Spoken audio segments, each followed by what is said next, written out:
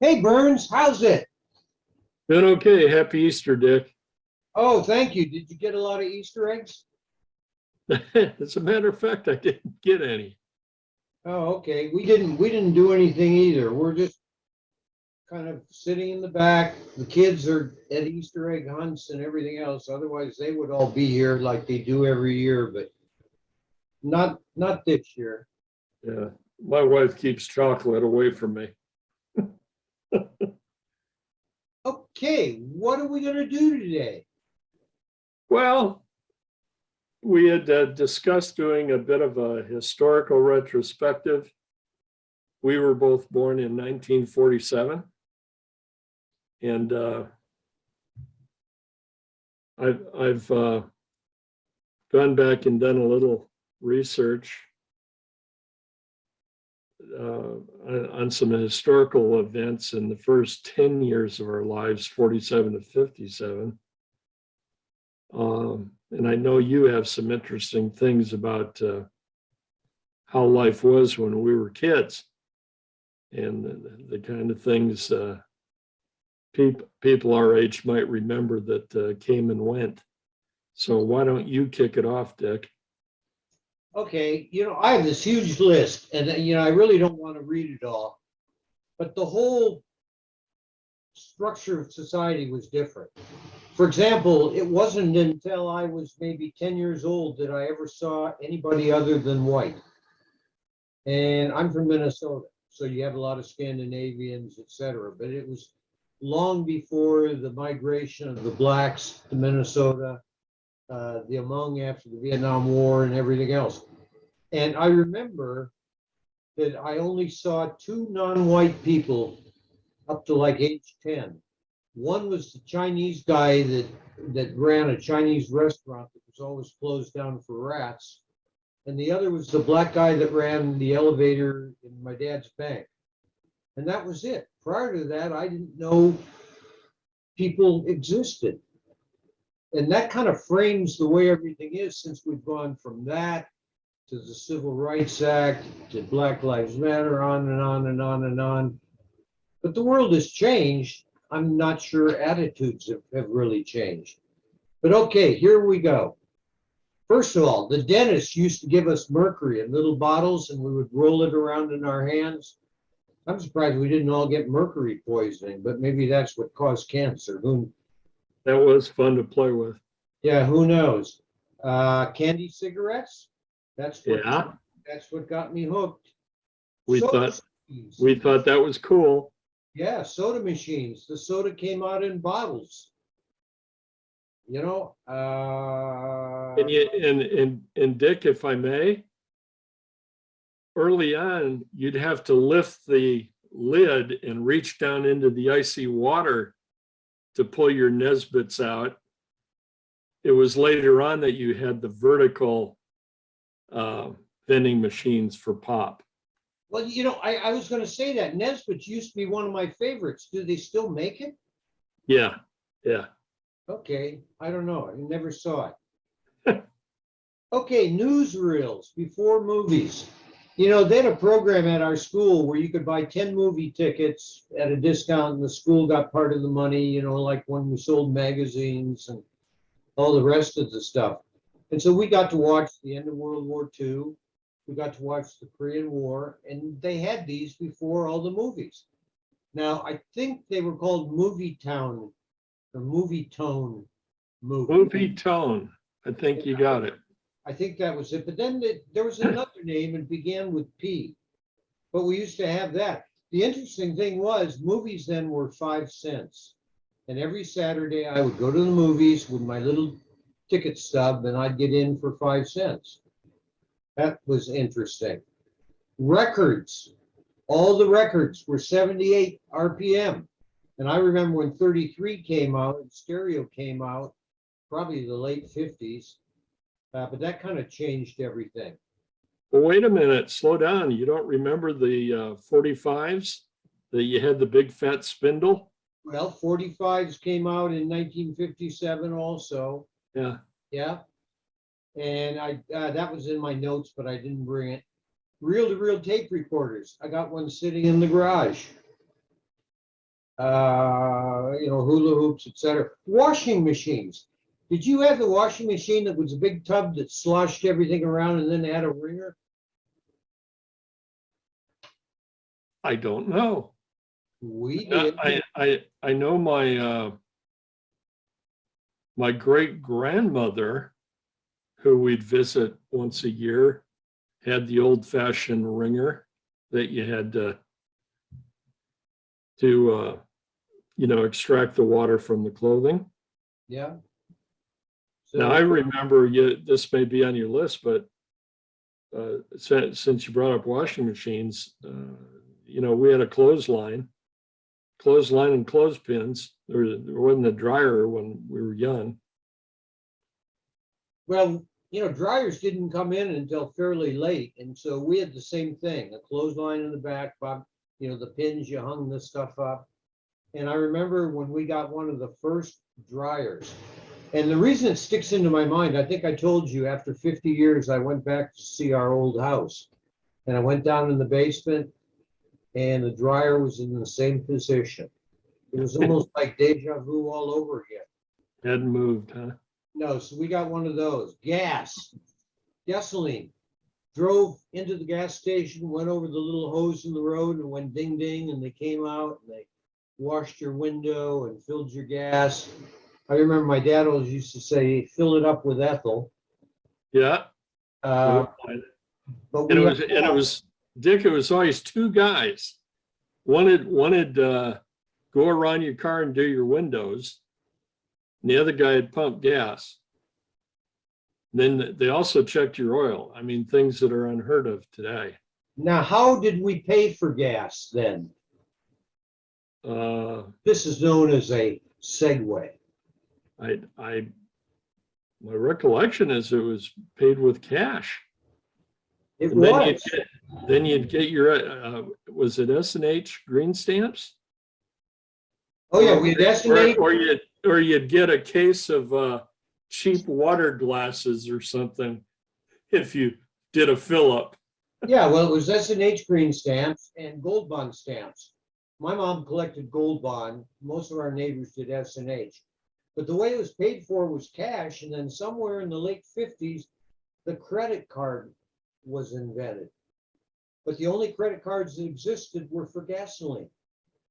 Yeah. And what you did, you used a little machine, you put the card on there, and they went whoop, whoop, and it printed out on a piece of paper. And I guess at the end of the day, they would manually transfer all that data into whatever. But the only credit cards we had then were for gas. Yeah. But if you used one of the credit cards, they normally gave you another discount. Okay, I also remember when the first McDonald's opened in Duluth. Now, I don't know. I think a Whopper is like $7 now, and McDonald's is pretty much up there. But when McDonald's first opened, hamburgers were 15 cents and fries were an additional 10 cents. And everybody loved it. Yeah.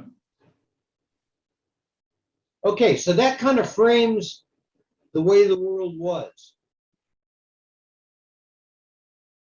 But what happened during that period, aside from the fact that, everybody was kind of happy and the average price of a home was $6,000. A mortgage was $200 a month for a really nice house. But what else was going on? Well, I'll just do some off the top of my head and you jump in too. We were born in 47. World War II had ended. Roosevelt had died. Truman, as vice president, was president. He hadn't replaced himself. So the vice presidency was open under Truman. There was I'm thinking of major things. In 47, Chuck Yeager broke the sound barrier. We had the Korean War in the early 50s while Truman was still in office. And in fact, Ike, General David Eisenhower, known as Ike, Not David Eisenhower, Dwight Eisenhower. Dwight, thank you. Senior moment, Dwight Eisenhower.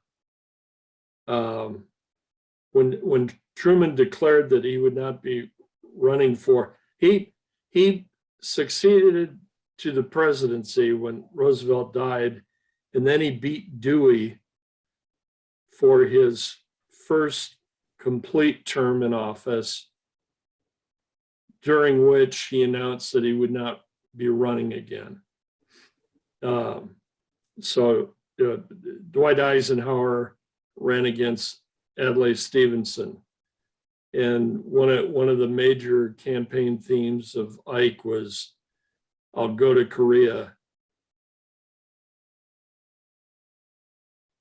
and what can be done to restore peace." Yeah, and what was his political slogan? Of your Army background, although you were young then, I'm sure you studied it later on. It began as the North Koreans invading South Korea across, was it the 42nd parallel? I think it was, but what I was searching for is "I like Ike." Oh yeah, well, That was the motto. In fact, I still have an "I like Ike" button that I got.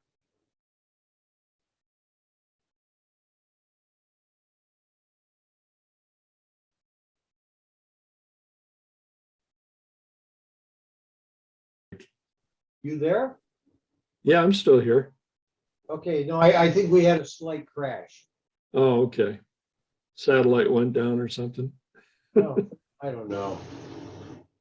Anyways, Ike ran against Adlai Stevenson and won in the first term and a second term, running again against Adlai Stevenson. While Ike was in office, he had a heart attack. And then it was, national news, that was in his first term, that his doctor said he was healthy enough to run for a second term. And then in his second term, he had a stroke.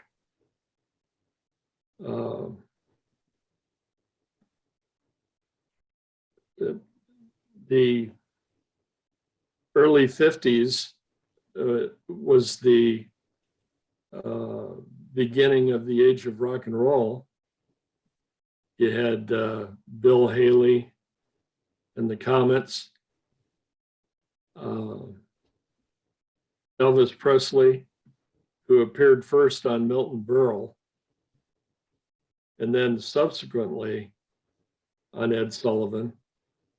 And I think he appeared on Ed Sullivan at least 3 times. And the third time he appeared,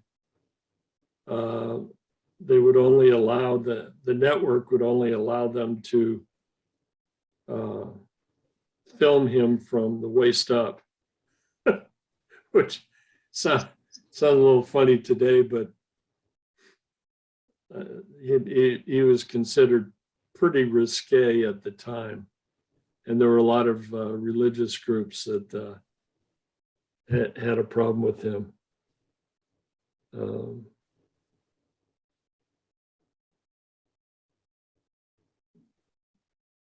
Let's see, in the early 50s, the post-war occupation of Japan ended. And I think the official treaty to end the war with Japan was called the San Francisco Treaty, which I don't know the history behind that, but I think that's what it was called. Well, I think the actual surrender was 13 August. I don't know why I remember that, but that was with MacArthur. Was it on the New Jersey? The battleship? No, the Missouri. The Missouri, okay. Yeah, and I'm looking at it right out the window. It's huge. Yeah. It's really, really, really big. And speaking of MacArthur, it was in that early 50s timeframe. And MacArthur was in charge of the Pacific Theater, had handled the occupation of Japan, and then was drawn into the Korean War. His most famous success was the Battle of Incheon. And then subsequently after that, Truman had had enough of them. The Chinese communists had entered the war as allies of the North Koreans, and MacArthur wanted to engage the Chi-Coms, and Truman thought otherwise. So anyways, he was removed from his command. And subsequent to that, Dick, I think is when he gave that famous address at West Point. Yes, old soldiers don't die, they just fade away. Right. But I would argue that the whole reason he got dumped is, one, Americans were tired of war, and two, it was political. I mean, MacArthur was very, very, very popular. And I think the Democrats were afraid, as they normally are, that they would get kicked out of office. Yeah, there's a I think this has actually happened. I don't think it's apocryphal, but MacArthur and his wife were watching the 1952 Republican National Convention when Ike got the nomination, and MacArthur turned to his wife and said that the best clerk I ever had. Well, that's probably true. The other thing I remember, But you know, yeah, getting back to that, since most of our younger viewers don't have a clue who Eisenhower is, but wait till we get into Pope Pius and Pope John and whatever, Ronald Reagan, they won't have a clue on that either. But I think one of the interesting things was, from a military standpoint, you know, Eisenhower wasn't the world's greatest tactician, but he had so much staff time that he knew how to deal with people, even people he couldn't stand, like Monty Montgomery and some of the others. And that's how he functioned and got things to work, and basically the way he ran as president. He surrounded himself with good people like the Eisenhower Highway System Group, and you know, we made a lot of progress. Progress that today we can't even seem to agree on fixing a bridge. and by the way, what you just alluded to, that was the interstate highway system. And that was one of the key achievements of the Eisenhower administration. And what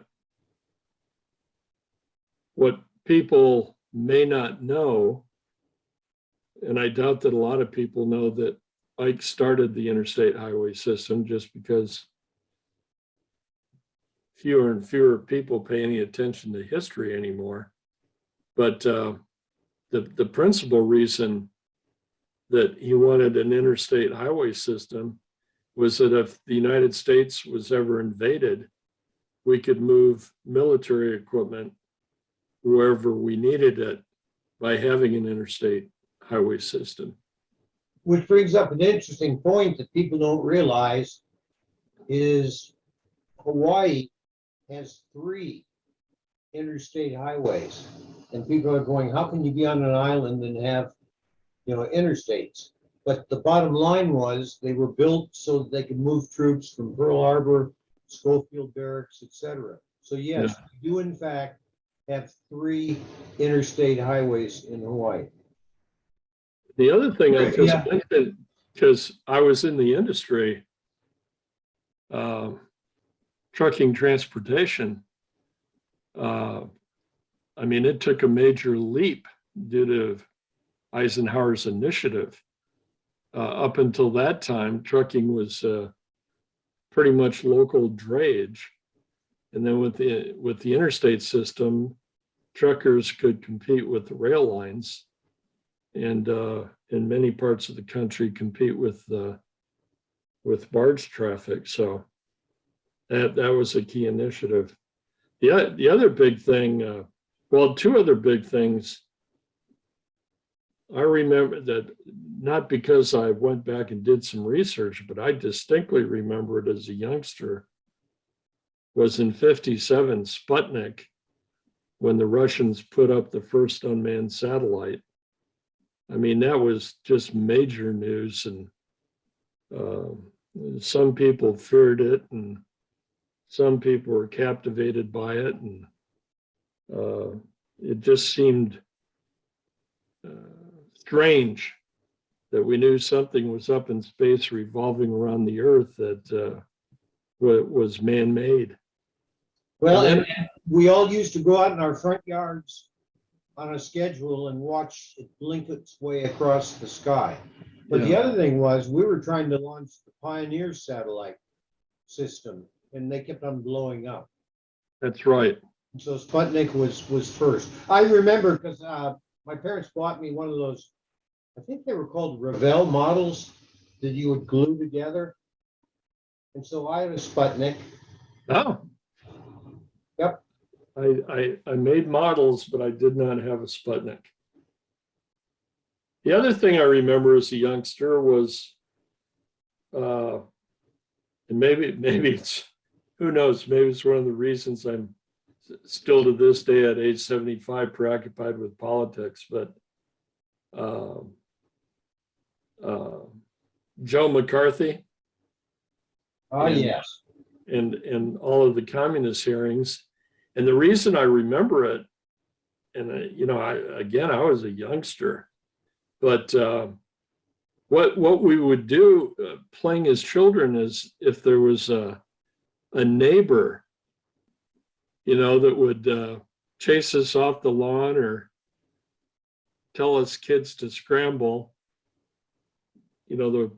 our little group in the neighborhood. I don't think we terrorized the neighborhood, but back in those days, and you've talked about it, Dick, you went outside in the morning and you came back for the dinner bell, so to speak. You were outside all day. You weren't inside, watching television or playing with a small screen, video games.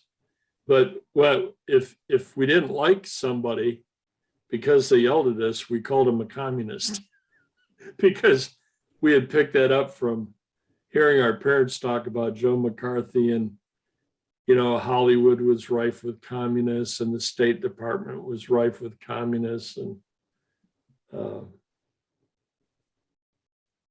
I'm trying to remember Richard Nixon, who was the vice president for Eisenhower, Alger Hiss, and who am I trying to think of? The spy. Oh, oh God. I don't remember. I'm embarrassed, but they all got life imprisonment. And then, of course, there was the Hollywood 10 that they finally settled on, whom were communists like Zukor and some of the others. And then there was the guy that kind of made everything level out. I think his name was Ronald Reagan. He was head of the Screen Actors Guild. That's right. Yeah. It's odd. And what finally happened to him? Didn't he become president for 2 terms? Yeah. Yeah. Amazing guy. He absolutely did. Yeah, amazing guy. To this day, my favorite president. Well, same here. Anyways, I've talked for a while. Go back to your list, because it's interesting. Well, these are right off the top of my head. First of all, and I didn't notice this until I went back to Duluth after 50 years, but one of the homes down the street had a big rock wall around it. I mean, we had to struggle to climb up the wall. God, it turns out the wall's only 3 feet high. I must have been a little kid. But what was interesting is we would ride our bikes down the street. Again, we'd go in to eat when the street lights came on. If we cut ourselves, hurt ourselves, which normally happened, you'd smear it with mercurochrome, stung like hell. So there was that. Oh, and then we used to have the Battle of Hunts Hill, which was this older lady who lived up the street. And my brother made a cannon out of something. And he would shoot crab apples at me, and one just totally took out my forehead. So we did that. Oh, geez. Oh, my sister always reminds me of this. First of all, I had a crow that somehow I ended up with from one of our neighbors. It used to attack my mom's hair any chance it got. Otherwise, it would ride on the handlebars of my bike. I don't know what happened to him. We had a black bear that was in our basement for a long time until it finally had to go to the zoo. It was so big. But the mother was killed, and so somehow we ended up with a black bear in our basement. I don't. That had to be Minnesota, right? Well, yeah, it had to be Minnesota because I don't think you can do that anymore. But I mean, he was a sweetie pie, and the crow was a sweetie pie. Used to feed him canned dog food. I forgot what we fed the bear, but somebody said, "Oh, you didn't have a bear. You didn't have a bear." And my sister, who normally doesn't agree with anything, said, "Oh, yes, we had a bear." Did you ever have one of those little turtles? And it was in a little plastic tray and had a palm tree that you Yep. put into the center of it. Well, how about the ant farm? Yeah. Where you got a little black or wood canister filled full of red ants, and you got an ant farm, and you dump the ants in there, and they would dig tunnels and get out, and you'd have ants all over your house. Yeah. Yeah, but the turtles were actually painted. It was kind of sad because they didn't live that long. But yeah, Well, they didn't live that long because when you put a few flakes in and kids tend to overdo it, it would follow the water. Yeah. Yeah, they didn't live long. Oh, but that brings up other things. Favorite toys. There was, of course, the Lionel electric train, I had one. 3 rails. I had one of those. There was the Erector set. Yes, I had one. I used to build airplanes and little levers that would make it act like it was flying. You know what? If I may, you know what my Erector set did for me? It kept you erect. That came later in life. No, I found out I had no mechanical aptitude. I mean, I made a few basic things with the Erector set, but I just it wasn't my cup of tea. Okay. Then there was also Robbie the Robot. Don't remember that. It had a big long cable and a box. You would crank it and it would go forward, backwards, say, "My name is Robbie the Robot," blah, blah, blah. There was that. Oh, geez. Oh, I know. I used to make rockets. And I finally got to the point where I made my own engines, etc. And I remember I launched one. This was late 50s. And it went up, it came down through the roof of my neighbor's car because it was on a pole. I had the engine on a pole and I was testing it. It didn't have a little parachute? Well, no, because I was just testing the engine. So I took the engine and I stuck it on a long pole for stability, taped it on, and then I launched it from that. No, the other ones, yeah, they all had, parachutes, Aero-Behighs, they were called. Aero-Behi rockets. And I used to launch them from on top of the reservoir. And they'd go up, pop, and they'd come down on a parachute. By the way, my first record player was used. I bought it from a neighbor across the street. It was 45, the spindle. The first record I bought was I found my thrill on Blueberry Hill by Fats Domino. it's odd you mentioned that because when we were doing some cleaning and installing a new TV, we came upon a big box of 45s. My father-in-law's collection of Elvis Presley, damn near everything that he ever did, and a whole bunch of others. And that's when I didn't realize 45s didn't come on board until August of '77. But we ended up with a bunch of those. We've still got a bunch of '78 RCA records with operas and stuff on them. They were actually quite good. Well, when you went to parties when we were in, we called it junior high, now they call them middle schools. But that's kind of when we started to go to dance parties, and you'd always take your handheld case of 45s, and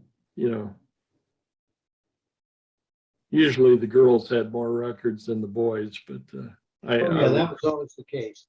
yeah. I remember my first turntable was like a suitcase and it had batteries, and you would stick the batteries in when they ran down. And I remember I used to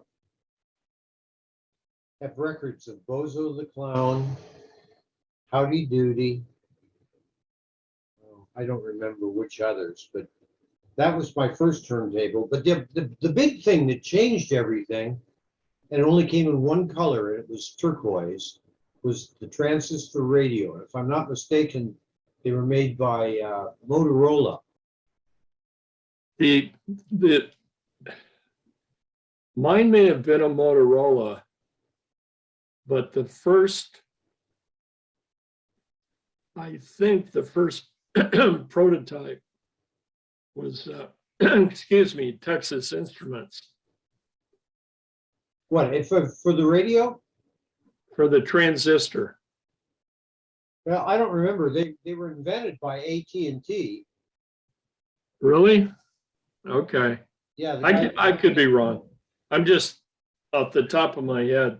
Yeah, I believe it was 1952 when they invented them. Yeah. But then that brings on, and you brought up, that. I remember when I was in Claremont, probably my freshman year, for Christmas, my dad being a banker, I figured he needed a calculator.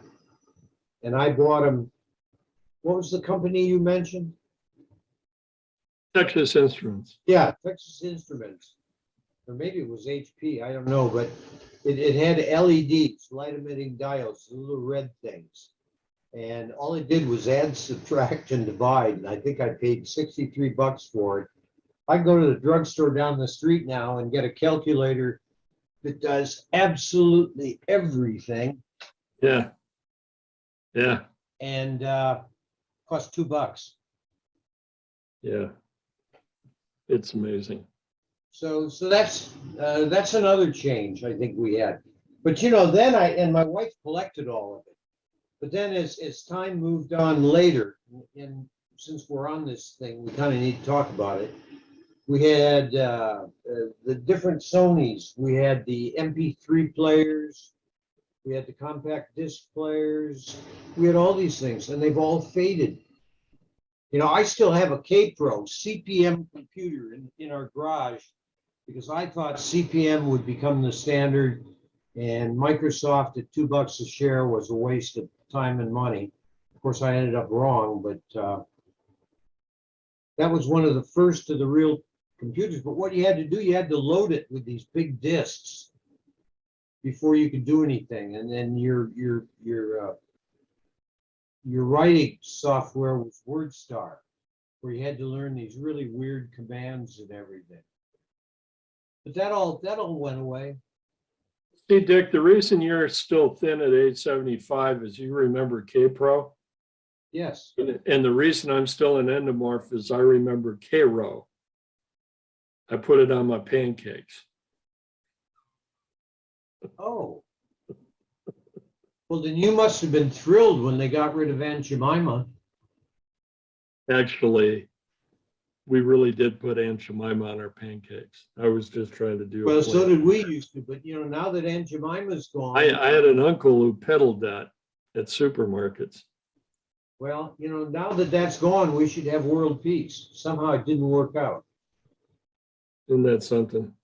Yeah.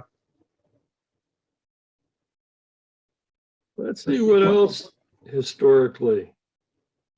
I think the U-2 spy. Oh, the favorite toy, caps. Those little Yeah, holes with little dots. They don't make those anymore, I don't think. oh, cap guns. Yeah, They were cap guns. terrific. Yeah, and my favorite was the Mattel toy burp gun. And, it worked like a regular burp gun, but it ran on caps. And that was a really popular toy. I think it was only a couple of bucks too, which then was expensive. Yeah, we always played Cowboys and Indians. And I guess you can't do that today. No. Books. What did we read then?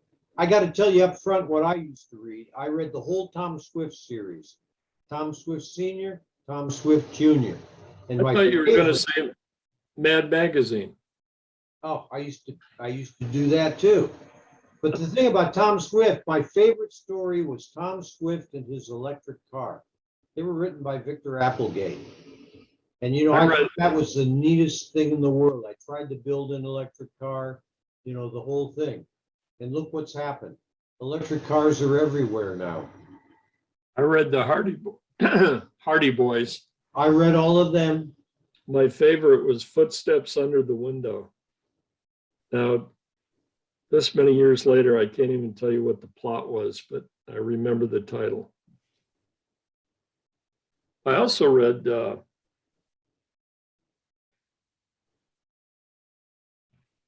trying to remember about what age, but I read Kon-Tiki. Oh, by Thor Heyerdahl. Yeah, that was a really good book. Yeah, it's funny. Where were we? God, I can't remember. Anyways, it's in a museum. And, Kon-Tiki itself was, compared to the Hawaiian voyaging canoes, which we're launching now. In fact, one just launched off the Big Island, I think yesterday. Kon-Tiki was small.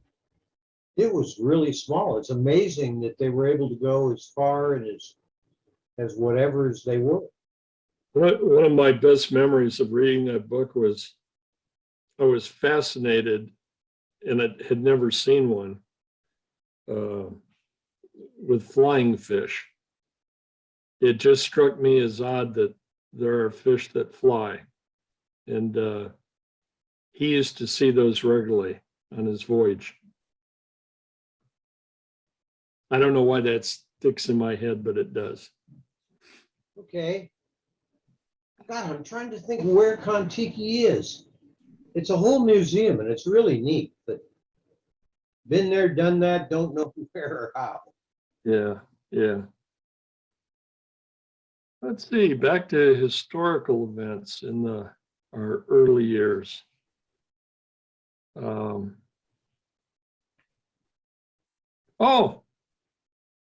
this might be of some interest to Vietnam veterans. It was in the early 50s that we actually sent advisors to assist the French in South Vietnam. Eisenhower actually signed a bill, an appropriations bill, for money earmarked for the war in Vietnam, but with the caveat that America should never get involved. Then later on, it's still Eisenhower, but he sent advisors to Vietnam. And then Nixon at one point gave a speech, and he basically said, with regard to allies who are uninterested in becoming involved in pushing back on the communists in South Vietnam, I'm here to tell you that's not going to keep us out of the war. And all that happened during the two terms Ike was in office. So it's interesting that World War II ended not long before, and particularly the war in the Pacific, which lasted until Hiroshima and Nagasaki were blown up with the A bombs. But the first war in our lifetime of note from a US perspective is Korea. But the early root causes of our involvement in Vietnam began with Eisenhower. And then when John F. Kennedy became president in 1960, and this may harken back to the McCarthy era that I talked about, but Kennedy was very concerned about being perceived by the country as soft on communism. And so he continued Ike's program of sending military advisors into Vietnam early on. And he also had the disastrous Bay of Pigs invasion of Cuba. And both were efforts on his part to show he was a tough guy in foreign affairs, kind of in the tradition of Eisenhower and Truman. So that's kind of interesting. Yeah, well, I think the date we're talking about was 1957, when Eisenhower started getting involved in Vietnam. Okay. Yes. The only thing that was earlier than that was when he was assisting the French. And I'm trying to remember when the Battle of Dien Bien Phu. I always have trouble saying that. But the French were there long before we were and got their butts kicked. Well, it's odd that you have trouble pronouncing it, because I do too. I've spent my whole life, NG, blah, blah, blah. I always thought it was pronounced Nguyen. And that's just the way it's been for 75 years. I learned a couple of months ago it's pronounced Win. So then that got me going, what is XI in Chinese? And it turns out that's a sh sound. Yeah. And that's how we come up with she and some of the others. But let's go back to 1947, just to harken back to the good old days. My wife gave me this for my birthday, and let me just go over a couple. A first class stamp, 3 cents. We had a penny postcard where you could mail a postcard for a penny. Gallon of gas, 11 cents. A dozen eggs, 70 cents. What are they up to now? $6? Because there's a run on eggs. A movie ticket, if you didn't buy the cheapy ones that I did, 35 cents to go to a movie. A new house, $9,000. Average income, $3,000 per year. And remember, I told you a couple of months ago that in Hawaii, if you make less than $90,000, you're at the poverty level. There's something wrong with that, but anyways, that's the way it is. World population was only 2.37 billion, which is now the population of China. And of course, you throw in India and Pakistan or wherever else, it's way, way, way above that. So that's kind of interesting. Yep, that's it. If I were to paint our first 10 years on the planet in broad strokes, and what I'm about to say has carried on through our lifetimes, but we had the beginning of the Cold War. The year we were born in, 1947, was 1 year into the baby boom, the post-war baby boom. And those demographics had a material effect in so many ways on United States history. We had the emergence of television, the early years of television. We had the emergence of the rock and roll era. We had the early seeds of the civil rights movement.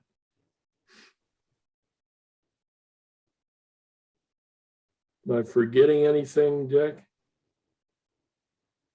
Well, no, but I think it's important for those that are wrapped up in black rights, lives matter, et cetera, is, prior to 1965, I mean, it was quite amazing. We were still having lynchings, beatings, freedom riders.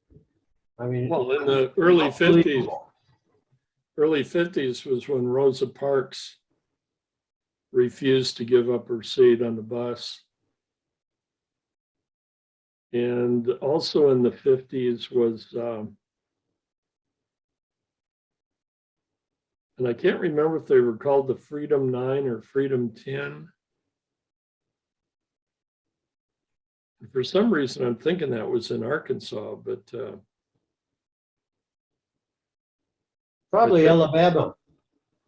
well, it could have been Alabama, but the thing I do remember is that that they were trying to ride public buses, and Ike had to send in federal troops. And of course, after Ike, and at Bobby Kennedy's insistence and lobbying of his brother, John F. Kennedy, the president, federal troops were sent in to force Governor Wallace to admit the first Black students to the University of Alabama.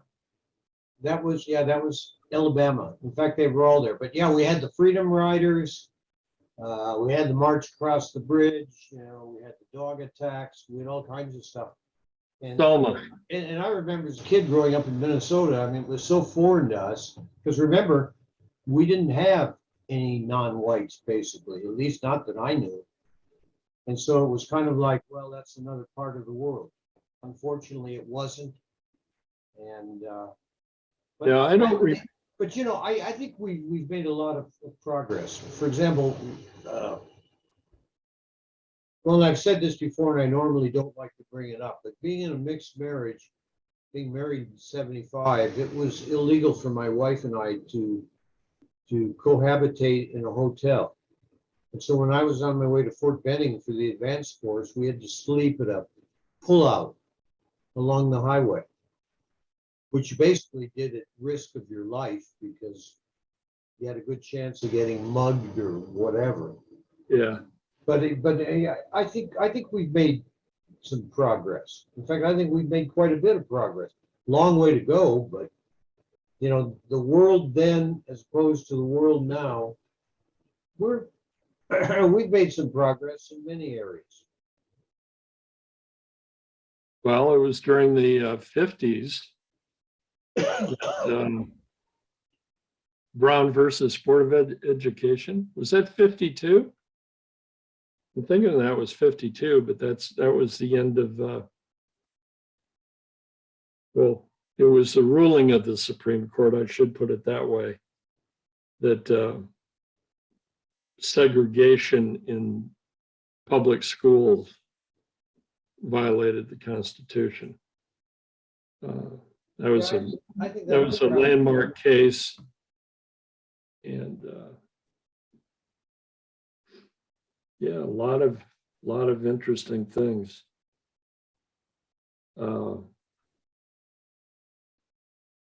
Dick, I'm thinking it was 57, and I think it was France and Britain invaded Egypt to protect the Suez Canal. That seems about right. Yeah, that was You know, I was old enough then, 10 years old, to, you know, take a little bit of interest in world history and to look up where in the hell the Suez Canal was. Yeah. Well, you Yeah. know, not, I don't want to forget it.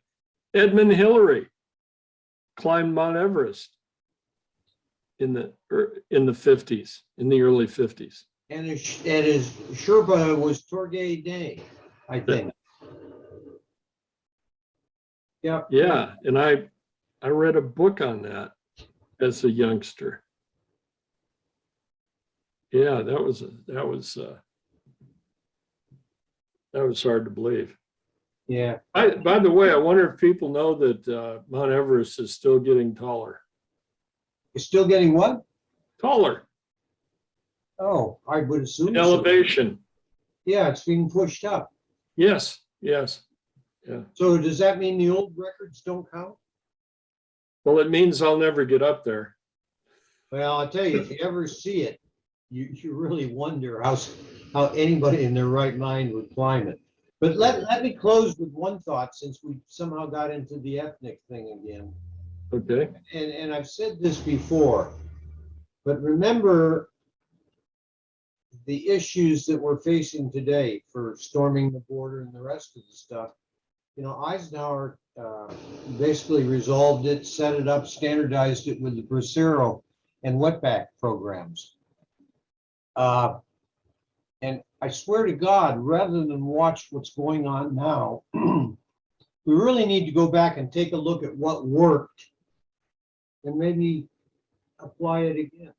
Because obviously what we've got going on now, particularly as pertains to Texas, is not working. I must admit, though, Governor Abbott seems to have the answer. Put them all on a Greyhound bus and ship them to Washington. Well, I can't help myself now. I'm going to get into politics or make a political statement based on what you just said. You know, Eisenhower, who was commander-in-chief of Allied forces in World War II, you know, a huge job. When he ran for president, promised the country, I'll go to Korea and try to figure out what we need to do to restore peace there. And he went. And we've got this invasion coming across our southern border. And Biden's been in office, what, 13 months, 14 months, whatever it is, a little over a year. And he refuses to go down there. And further to that statement, the Prime Minister of England just recently went to Kyiv to meet with Zelensky in the Ukraine with regard to the Russian invasion there and the war crimes and so forth. And Biden, who visited Poland, said in a press conference there in Poland that he couldn't go to the Ukraine. So how far have we come that our president takes that position versus what we saw early in our lifetimes, whether it was a Democrat or a Republican president. I mean, I for one, it wasn't something I remember as a toddler. I had to read history, but there were some things that Truman did that, I'm in accord with. And certainly things Eisenhower did that I'm in accord with, and things John F. Kennedy did that I'm in accord with. And then we've got this mess today. And it's sad what's happened in our lifetime, from 1947 through the 50s and early 60s. And now look at what we've gone through. and we're 75. And as you said it well, people our age should be smarter, more experienced. They've surveyed the landscape and they ought to understand lessons from history to put a perspective on solving problems today. And it seems like they don't, Dick. I would agree, but that's we're running out of time, so I guess that's fodder for a later date. Sure, okay. Well, this has been fun. Yeah. I may just have to get on Amazon.com and see if I can buy an old-fashioned ice cube tray. Oh, I'm sure you, not on Amazon, but you can get them on eBay. They were made out of aluminum.